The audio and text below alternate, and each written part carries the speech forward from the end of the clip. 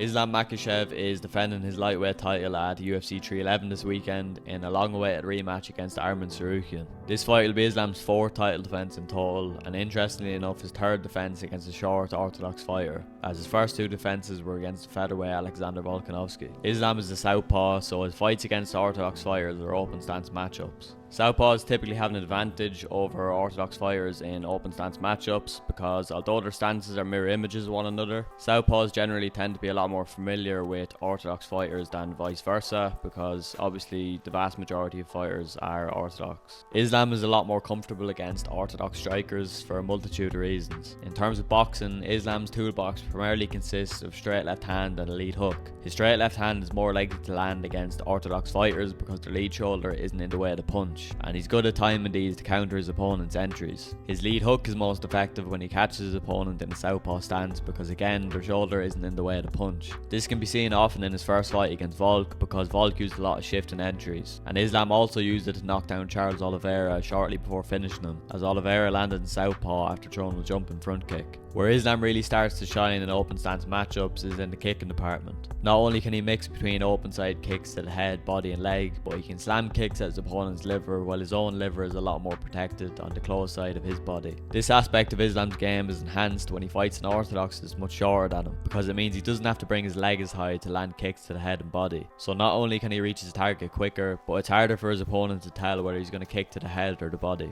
He took advantage of this in both of his fights against Volk, scoring him important points in the first fight and a knockout win in the rematch. Another potent weapon of Islam's that's even more enhanced against much shorter opponents is his ability to grab and utilise collar ties. Obviously, the closer your opponent's head is to your arms, the easier it is for you to grab and hold collar ties. Islam consistently grabs double collar ties both when leading and when being pressured back, and he uses them to manipulate his opponent's posture and positioning, push them back towards the fence, land knees and trip their legs out from under them. Islam has also shown that he can time knees on his opponent as they dip during entries, which is another common tactic that's extremely effective against shorter fighters.